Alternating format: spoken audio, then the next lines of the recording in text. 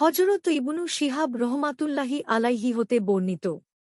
তিনি বলেন, খলিফা উমার ইবনু আব্দুল আজিজ রহমাতুল্লাহি আলাইহি একদিন আসরের নামাজ দেরিতে আদায় করালেন। উরওয়া ইবনু জুবায়ের রহমাতুল্লাহি আলাইহি খলিফাকে বললেন, সাবধান! জিবরিল আলাইহিস সালাম নাজিল হয়েছিলেন।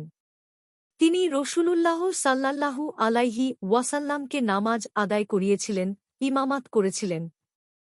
উমার ইবনু আব্দুল আজিজ বললেন, দেখো উরওয়া, তুমি কি বলছ? উত্তরে উরওয়া বললেন, আমি বাশির ইবনু আবি মাসউদ হতে শুনেছি, তিনি বলেন, আমি রসূলুল্লাহ সাল্লাল্লাহু আলাইহি ওয়াসাল্লামকে বলতে শুনেছি, জিবরিল আলাইহিস সালাম অবতীর্ণ হলেন, আমার ইমামাত করলেন।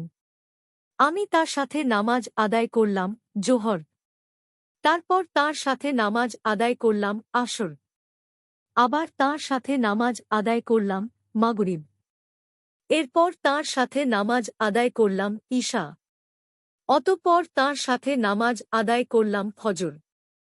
এ সময় তিনি সাল্লাল্লাহু আলাইহি ওয়াসাল্লাম নিজের আঙ্গুল দিয়ে 5 ওয়াক্ত নামাজ হিসাব করছিলেন। বুখারী 322, মুসলিম 610, নাসাই 494, ইবনু মাজাহ 668, মিশকাতুল মাসাবিহ 584। হাদিসের মান সহিহ।